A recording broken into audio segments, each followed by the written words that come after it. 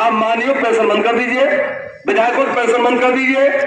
हम लोग रिटायरमेंट कर्मचारी हैं, हम अपनी पेंशन भी राष्ट्र के लिए दे देंगे, लेकिन ध्यान रहे कि माननीयों की पेंशन भी बंद होनी चाहिए। मैं इस मंच के माध्यम से आह्वान करना चाहता हूं। मैं देश के लिए हम और रविंद्र श्रीवास्तव जी सबसे पहले व्यक्ति होंगे फिर दे देंगे कि हमको पेंशन नहीं चाहिए, हमारी पेंशन राष्ट्र के लिए दे दिया जाए, सेना के लिए दे दिया जाए। नमस्कार, आप देख रहे हैं रायबरेली समाचार। अभी हम खड़े हैं विकास भवन में। पुरानी पेंशन की जब से मुख्यमंत्री जी ने आगाज़ कर दिया, तब से कई संगठन जो है अपने अपने शिक्षा विभाग में खास करके पुरानी पेंशन की एक नियमावली लागू कर दी गई है। उसमें कुछ शर्तें हैं, लेकिन और भी विभाग के जो राज्य कर्मचारी हैं या और भी जो कर्मचारी हैं, ये लोग अपनी अपनी मांगों के लिए, पुरानी पेंशन के लिए आज मांग कर रहे हैं। आइए हम जानने की कोशिश करते हैं आज ये धरने प्रदर्शन किस लिए है। परिचय अपना दे दीजिए। रविंद्र कुमार श्रीवास्तव, समन्वयक राज्य कर्मचारी संयुक्त परिषद। आज ये पुरानी पेंशन के लिए है, क्या है आज एकमात्र दिन लोकसभा सामान्य निर्वाचन 2024 के बाद पूरे उत्तर प्रदेश में आज पहला आंदोलन है कि मेरी पुरानी पेंशन व्यवस्था बहाल करो और नई पेंशन व्यवस्था समाप्त करो। नहीं, पुरानी पेंशन तो अब शायद सरकार ने आगे लागू कर दी। सरकार ने कुछ नहीं लागू, सरकार ने तो एक और बेवकूफ़ बनाने का काम किया है कि 2004 में जिनका नियुक्ति हुई है, जिनका विज्ञापन आया है, उनको है, लेकिन समझ नहीं रहे हैं। माननीय प्रधानमंत्री जी इनकी सोच से बाहर, इनकी समझ से बाहर है कि ये कर्मचारी IAS IPS के मध्य काम करते हैं और ये आए हैं तो चुनाव आयोग से आए हैं। आयोग से आया हुआ कर्मचारी कितना योग्य होता है, कितना कर्मठ होता है, कितनी उसकी कार्य के प्रति पारदर्शिता होती है, उसको माननीय प्रधानमंत्री जी ने ये बता दें कि तुमको पुरानी पेंशन दूंगा, बशर्ते कि तुम जो अगर तुम्हारा विज्ञापन में आए हो। ऐसे सिलेक्शन नहीं हुआ, विज्ञापन में ही सिलेक्शन हुआ।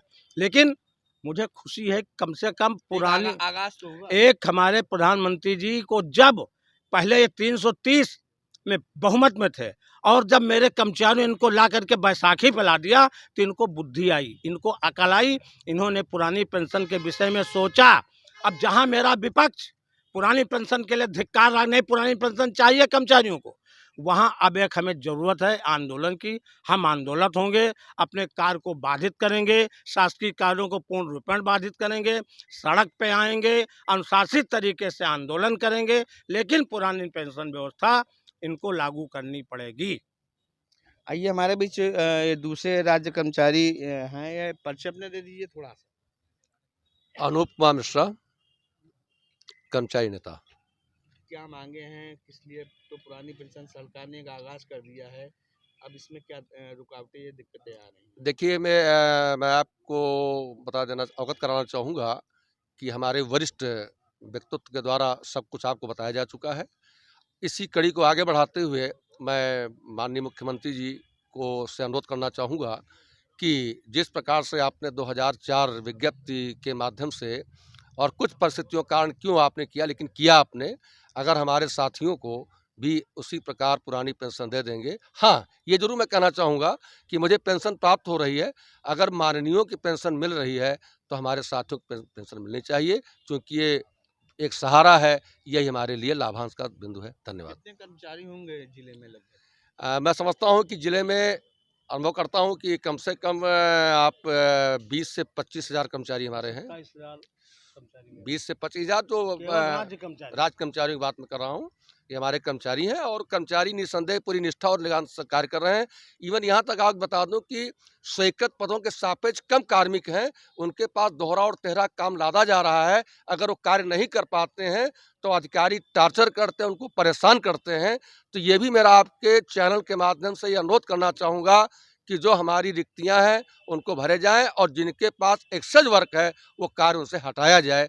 अदरवाइज हमारा कर्मचारी साथी निसंदेह कोई डिप्रेशन में जा रहा है। ये मांगे कब तक का कोई समय दिया गया है क्या?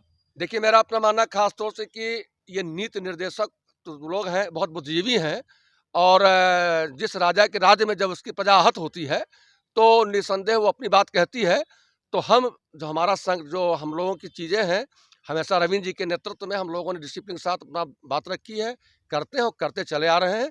समय सीमा तो मैं अनुभव करता हूं कि आपने अनुभव किया होगा कि काफ़ी दिनों से पुरानी पेंशन की बात की जा रही थी और जैसे 36 सीटें हमारी आ गई तो ऑलरेडी आप 1 लाख लोगों को लाभ मिल गया। तो अगर इसको लाभ नहीं दिया गया तो मेरा मानना है कि साल 1.5 साल के बाद फिर कुछ विपरीत परिस्थितियाँ पड़ेंगी। धन्यवाद।